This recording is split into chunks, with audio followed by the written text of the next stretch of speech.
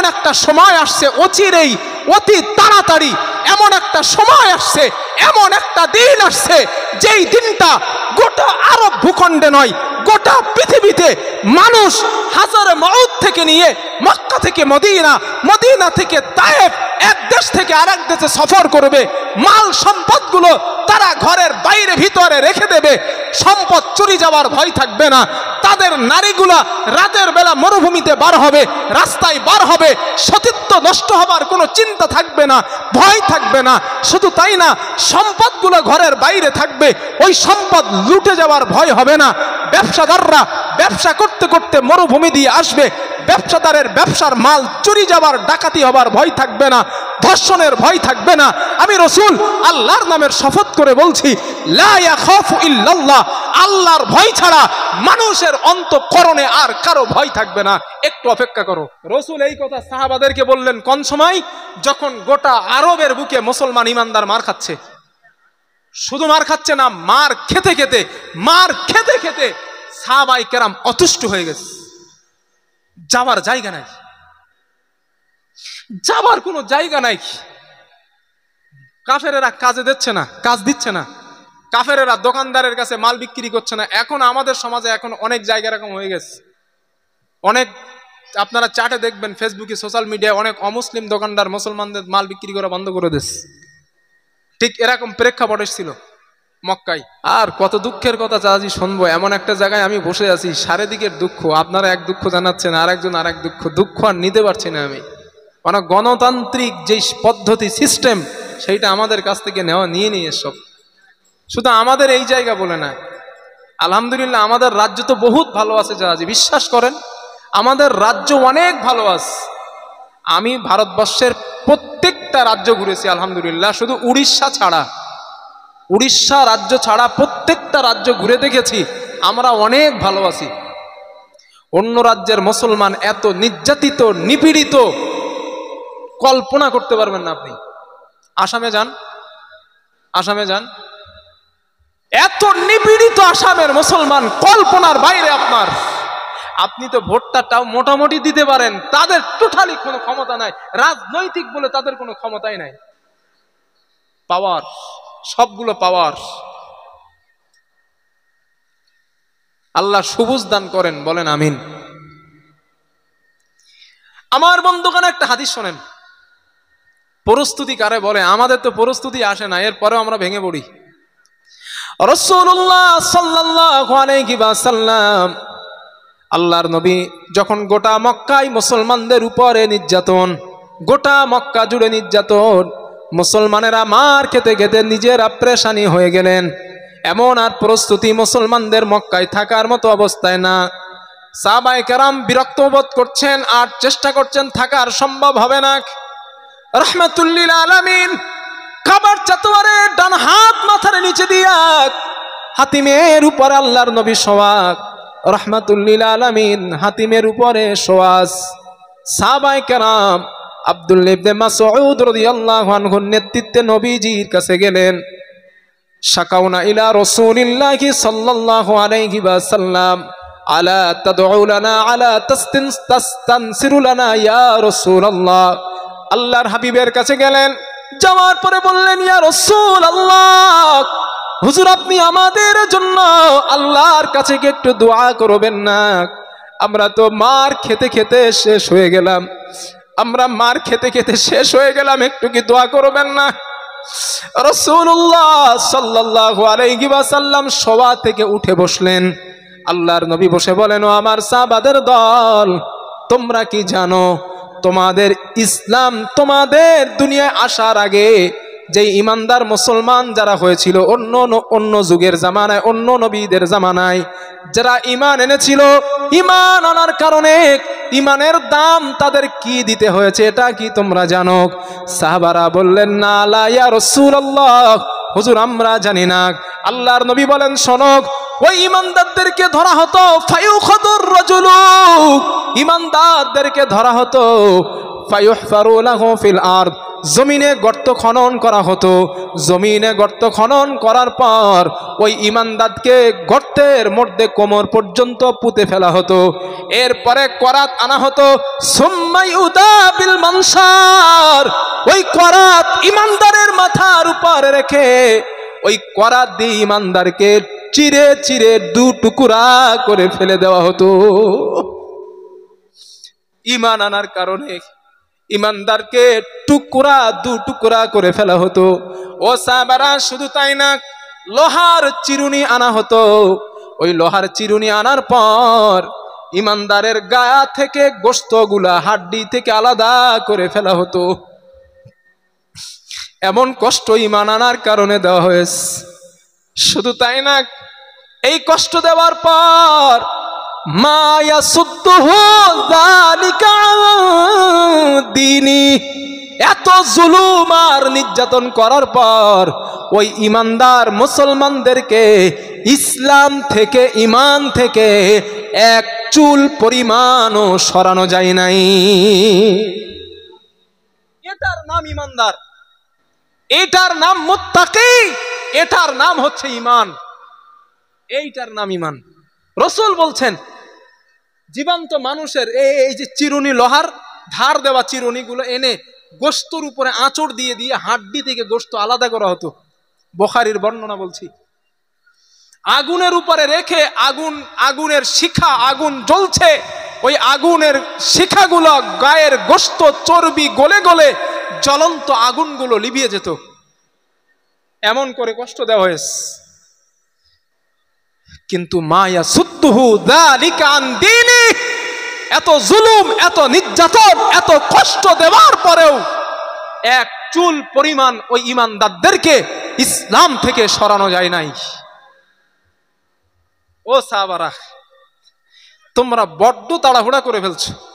রাসূল বলতে সাহাবাদের, তোমরা বড্ড তাড়াহুড়া করছো, একটু অপেক্ষা করো, একটু অপেক্ষা করো। আমি রাসূল বলছি, ওয়াল্লাহি, আল্লাহর শপথ করে, লা ইয়াখাফু ইল্লাল্লাহ, এমন একটা সময় আসছে অচিরেই, অতি তাড়াতাড়ি এমন একটা সময় আসছে, এমন একটা দিন আসছে, যেই দিনটা গোটা আরব ভূখণ্ডে নয়, গোটা পৃথিবীতে মানুষ হাজারে মাউদ থেকে নিয়ে মক্কা থেকে মদিনা, মদিনা থেকে তায়েফ, এক দেশ থেকে আরেক দেশে সফর করবে।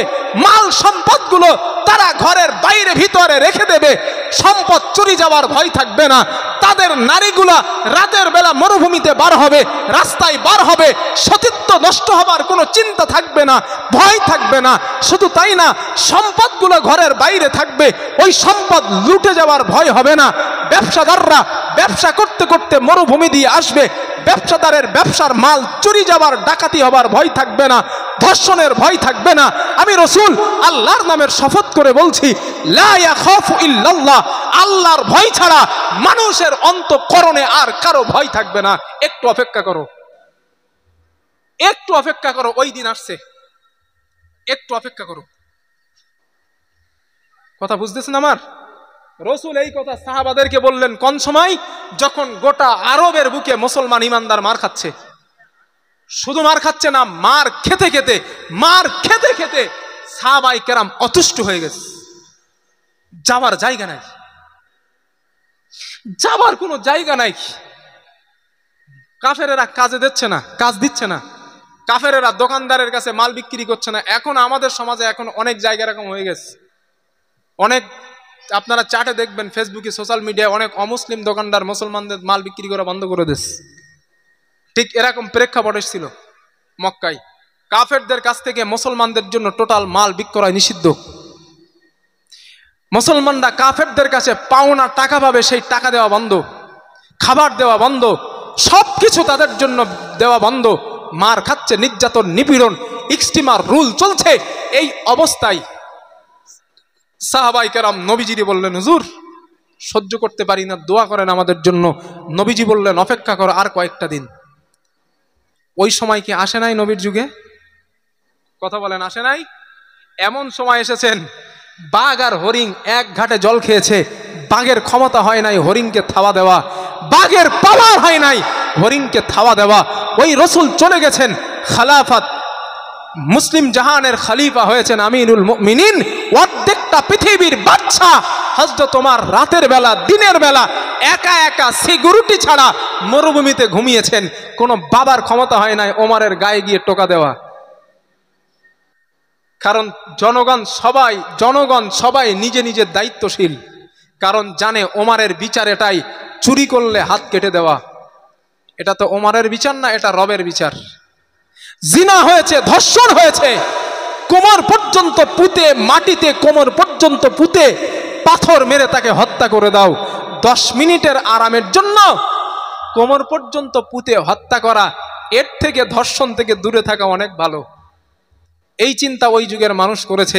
আজ আমি সোশ্যাল মিডিয়ায় কোনো একজন ব্যক্তির বক্তৃতা শুনছিলাম, নাম না নিয়েই বলছি।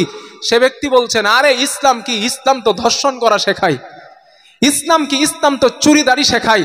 তা ওর পাল্টা একটা ছেলে সুন্দর জবাব দিয়েছে, বলছে, ভাই ইসলাম তো ধর্ষণ শেখায় না, ইসলামে অনুমতি আছে, কেউ যদি ধর্ষণ করে তাকে কোমর পর্যন্ত পুঁতে পাথর মেরে ফেলো, এটা তো ইসলামের বিধান, এটা তো এই বিধান তো ইসলাম দিয়েছে।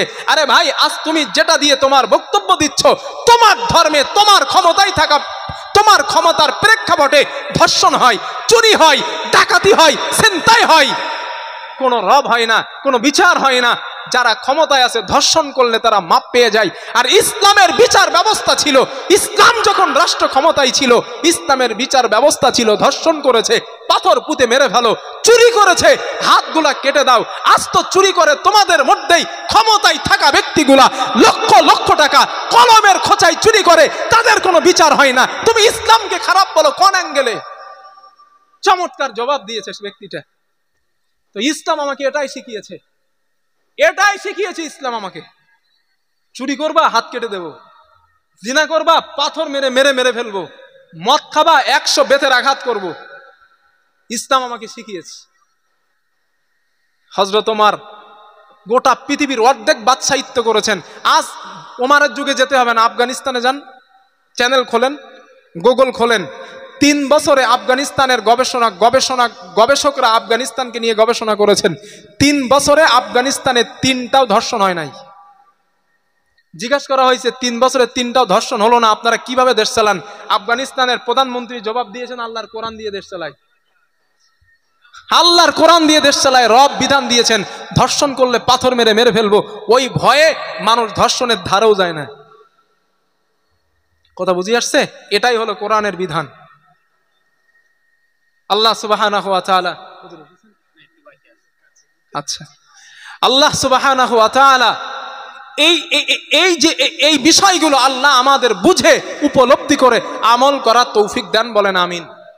তাহলে ইমানদারের পরিচয় আপনাদের বলছিলাম, ইমানদার তারা তা'মুরুনা বিল মা'রুফ ওয়া তানহাউনা আনিল মুনকার, ভালো কাজের আদেশ দেয়, অন্যায় কাজের নিষেধ করে। এই দুইটার মাঝখানে ইমানদারের ইমান। যদি চিন্তা করেন শুধু ভালো কাজের আদেশ দিব, অন্যায় কাজের মানা করবো না, তাহলে কিন্তু আপনি পরিপূর্ণ ইমানদার না। কথা বুঝে আসছে আমার ইনশাল্লাহ? কারণ ভয় আছে খারাপ কাজের মানা করতে গেলেই যে মার আসবে। এই মার খাবা এটা সুন্নতে মুহাম্মদ সাল্লাল্লাহু আলাইহি ওয়াসাল্লাম, এটা সুন্নতে সাহাবা রাদিয়াল্লাহু আলাইহিম আজমাইন। কারণ ভালো কাজের আদেশ আর অন্যায়ের নিষেধ করতে গিয়ে তারা মার খেয়েছেন, কষ্ট করেছেন, জেলে গিয়েছেন, জরিমানা দিয়েছেন, শহীদ হয়েছেন, রক্ত দিয়েছেন। একটাই দুইটাই কারণ, তা'মুরুনা বিল মা'রুফ আর ওয়া তানহাউনা আনিল মুনকার, ভালো কাজের আদেশ আর অসৎ কাজের নিষেধ। এই দুইটা জিনিসের মধ্যে মানুষের ঈমান। এখন আপনারা ঠিক করেন কোনটা করবেন, আপনারা ঠিক করেন। ভালো কাজের আদেশ, অসৎ কাজের নিষেধ, এই দুইটার মধ্যে ঈমান। আর ভালো কাজের নিষেধ আর খারাপ কাজের আদেশ, এই ভালো কাজের আদেশ আর খারাপ কাজের নিষেধ, এই দুইটার মধ্যে কি কি আছে মোটামুটি একটা ব্যাখ্যা আপনাদের দিস, মোটামুটি একটা ব্যাখ্যা। এখনো অনেক ব্যাখ্যা দেওয়া, এই শুধু এই আয়াতের ব্যাখ্যা তাফসীর যদি করা হয় অনেক সময় কথা বলা যাবে। এই তা'মুরুনা বিল মা'রুফ ওয়া তানহাউনা আনিল মুনকার, এই দুটো শব্দ যদি আমল করেন জান্নাতে যাওয়া যথেষ্ট ইনশাআল্লাহ। আর কোরআনের যদি কোনো কিছু সব মানেন কিন্তু আমল করেন না, সব বিশ্বাস করেন, ঈমান রাখেন, আমল করেন, এই দুইটা আয়াত, এই দুইটা শব্দ আপনার জান্নাতে যাওয়া যথেষ্ট, যথেষ্ট। আল্লাহ তাআলা আমাদের এই কথাগুলা বোঝার তৌফিক দান করেন। সবাই বলেন আল্লাহুম্মা আমিন। একটু মোহাব্বত করে বলেন আল্লাহুম্মা আমিন। উচ্চ আওয়াজে একবার একটু দরুদ শরীফ পড়েন দিন, আল্লাহুম্মা সাল্লি আলা, হ্যাঁ একটু চেকিং করে দিন। ওয়ালা আলি সাইয়্যিদিনা মাওলানা। ও গো আমিনা তোমার কুড়ে ঘরে রহমত খোদার পড়ে ঝরে ঝরে। ও গো আমিনা তোমার কুড়ে ঘরে রহমত খোদার পড়ে ঝরে ঝরে। তোমারি আলোক দানে আলোকিত সারা, তোমারি মধুর টানে দিল পারা পারা। হো গণ বিদ জাহানে তুমি দয়া করে শাফাআত করো গো, সাথে নিয়ে চলো। ও গো আমিনা তোমার কুড়ে ঘরে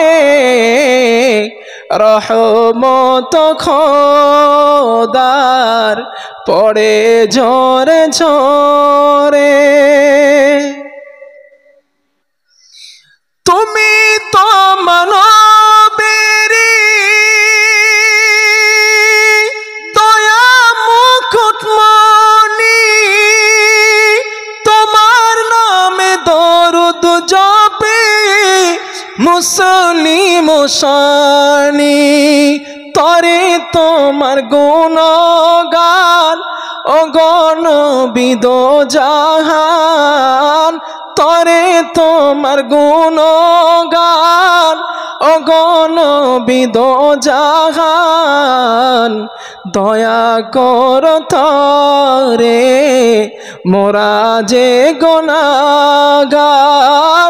ও গো আমিনা তোমার কুড়ে ঘরে রহমত খোদার পড়ে ঝরে ঝরে। আল্লাহুম্মা সাল্লি আলা সাইয়্যিদিনা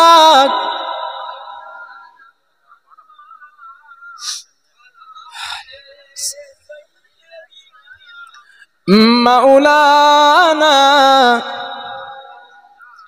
আলহামদুলিল্লাহ। সম্মানিত আমার ভাইরা, আমার আব্বা জানেরা, প্রথম অবস্থায় যেই কথাটা বলছিলাম সেই কথাটা আর একবার বলে আমি আপনাদের কাছ থেকে বিদায় নেব। এই যে পরিপূর্ণ যেই কথাগুলো এই দুটো ঘন্টা আমি আপনাদের কাছে বললাম, এই কথার মূল সার মর্ম হলো এটাই। ইমানদারের বৈশিষ্ট্য যে কটা বলছি, কটা মনে আছে আপনাদের জানি না, কটা মনে আছে আর ভুলে গেছেন, আর একবার সংক্ষেপে একটু বলে দেই। নাম্বার 1, ভালো কাজের আদেশ, অন্যায় কাজের নিষেধ।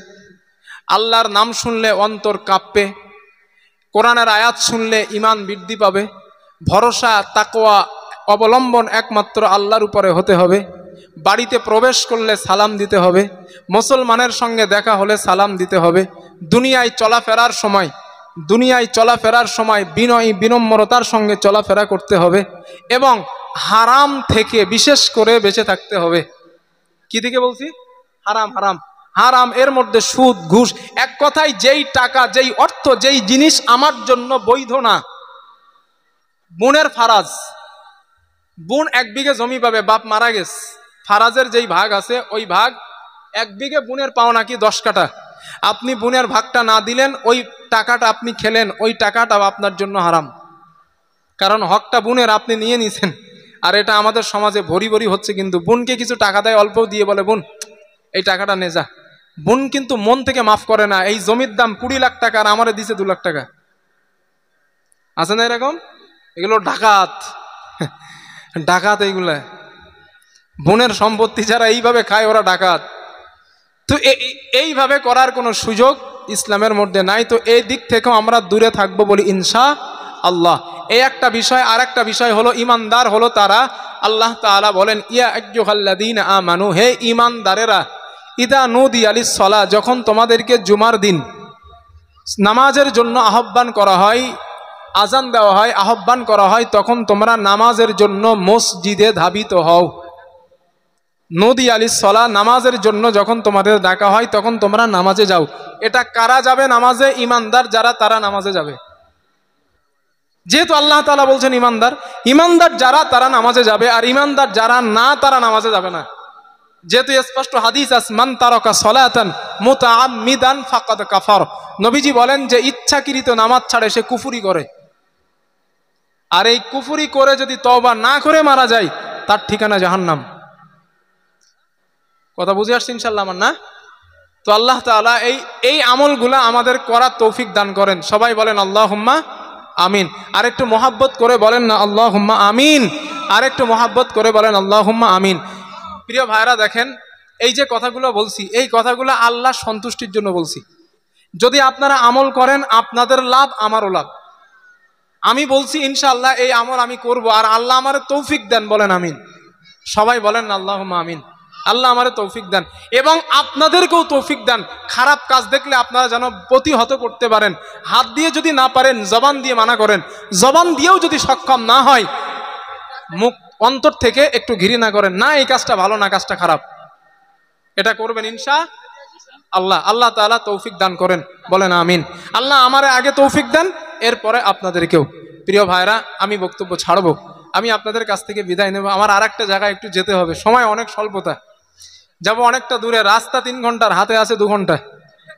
মানে পরের মাহফিলটা নেওয়া হয়েছিল, আমার লোকেশনটা দেখা হয়নি, লোকেশনটা না দেখে জলসাটা নিয়েছি। আজকের লোকেশন পাওয়ার পরে দেখি লাইন তো খারাপ, তাই বলছিলাম যে আমাকে একটু 45-এ ছেড়ে দেওয়ার জন্য, তবে সম্ভবত হুজুর মনে এসে উঠতে পারেনি।